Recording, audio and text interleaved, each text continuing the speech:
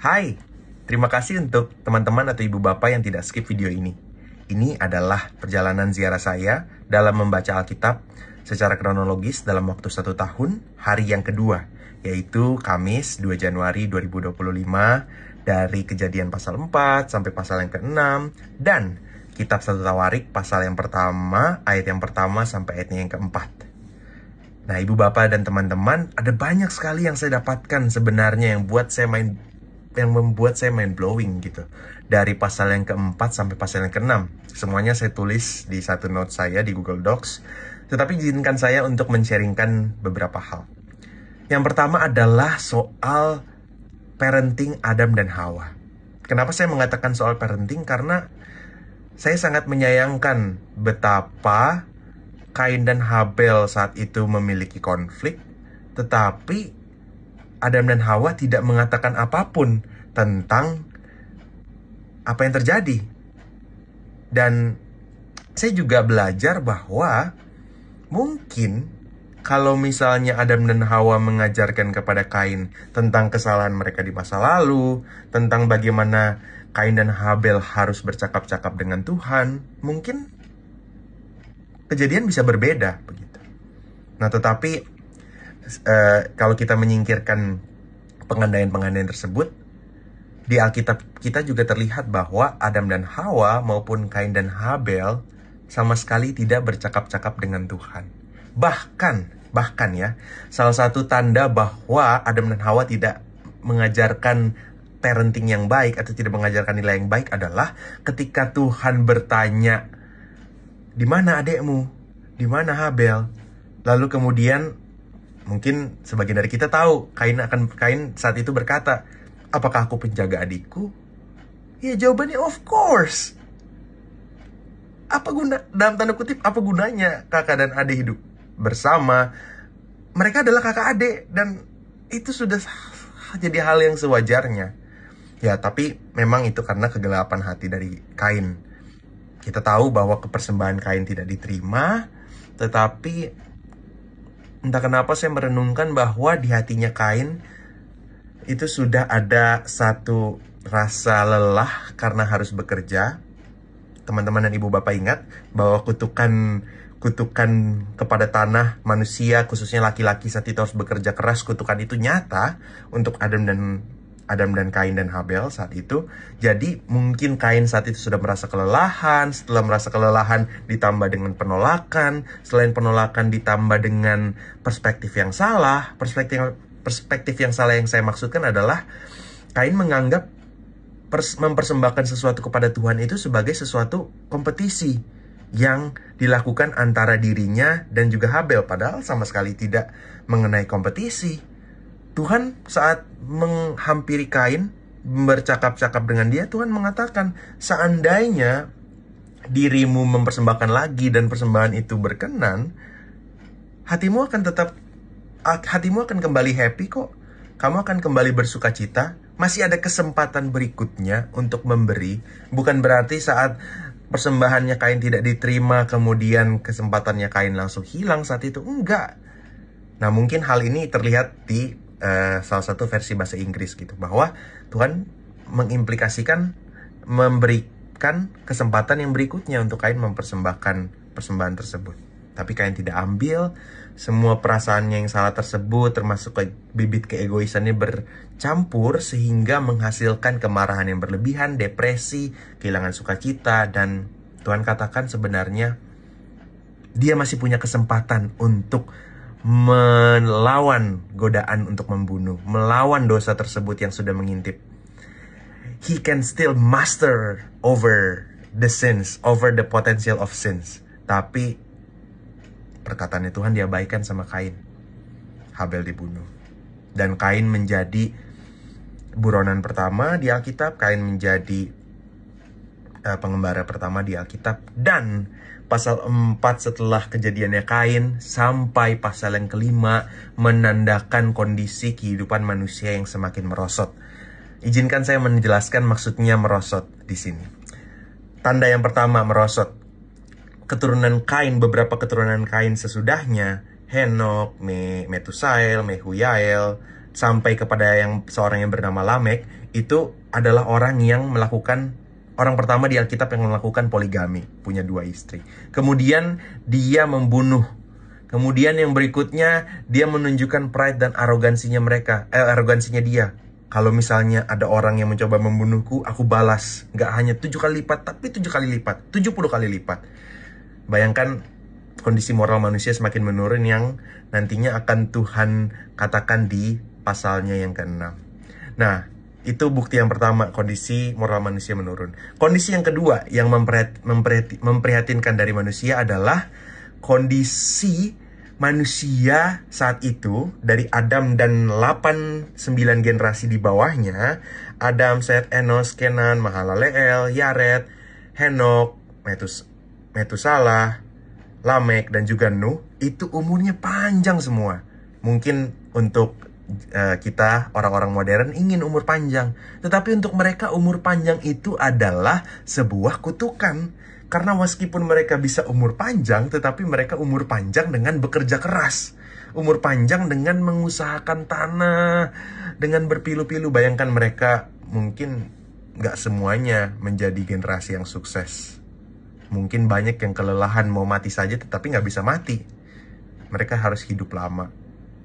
Dan ada 2 orang yang Tuhan beri kesempatan untuk tidak hidup lama. Orang yang pertama adalah Henok. Karena Henok dari kakek buyutnya yang hidup 800-900 tahun, Henok cuma hidup 365 tahun. Kenapa dia cuma hidup segitu? Karena sepanjang hidupnya dikatakan dia bergaul dengan Allah. Dan dia diberi privilege sebagai orang pertama yang tidak mengalami kematian yang langsung Tuhan angkat.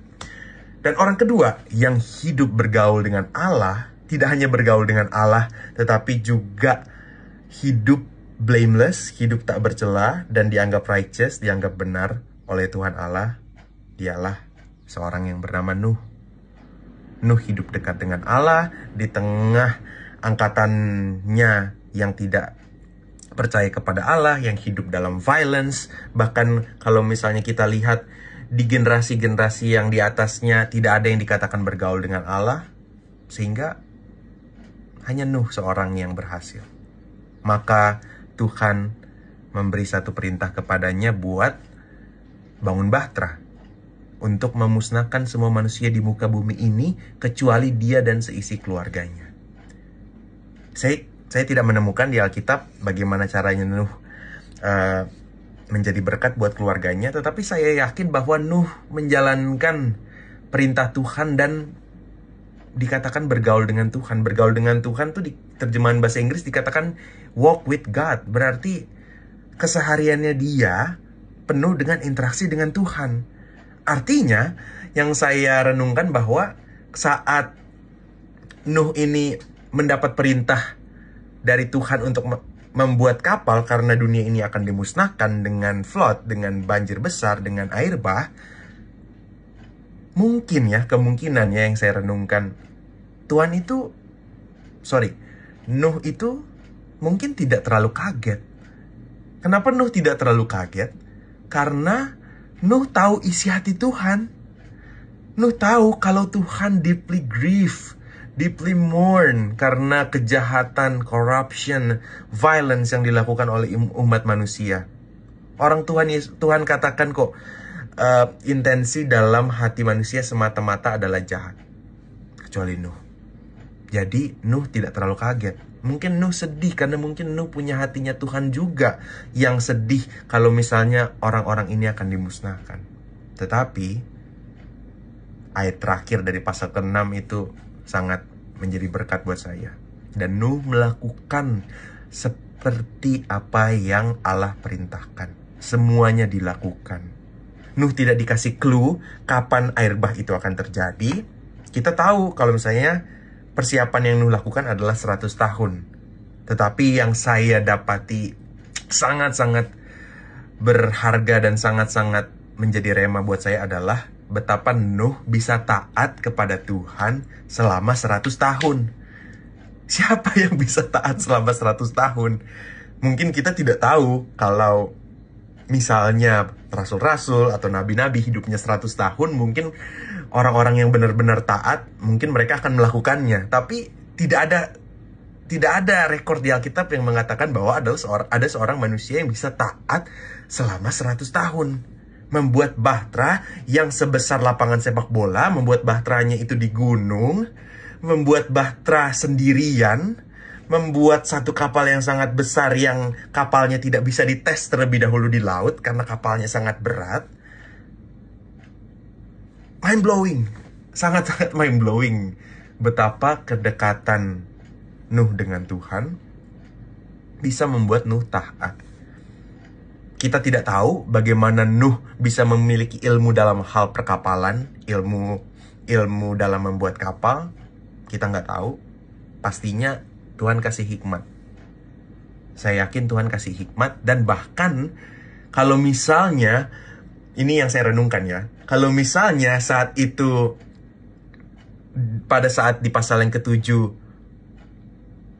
jadi yang saya mau katakan di sini adalah di pasal yang ke-7 pada akhirnya yang dibawa oleh Tuhan di bahtera itu adalah Nuh, istrinya, anak-anaknya, dan ketiga istri anak-anaknya.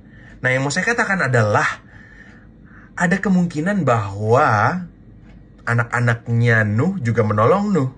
Karena bayangkan jika seandainya dalam waktu 100 tahun Nuh melakukan pembuatan bahtera itu, bayangkan kalau anak-anaknya cuek, istri-istrinya cuek, sama sekali nggak ada yang bantu. Mungkin kalau saya jadi Tuhan, saya akan mengganti firman saya 100 tahun yang lalu dengan saya berkata bahwa, nah cukup Nuh yang naik, yang lain gak usah naik, yang lain gak bantuin Nuh sama sekali. Jadi saya membayangkan kalau misalnya mereka pun dibawa naik oleh Tuhan, ya ada kemungkinan bahwa satu keluarga ini setia. Dia dan seisi rumahnya mengerjakan kehendak Tuhan. Dan ibu bapak teman-teman, ini sangat menguatkan.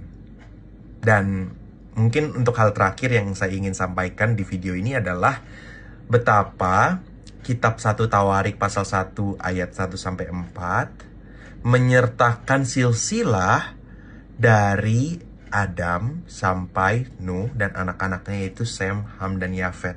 Itulah sebabnya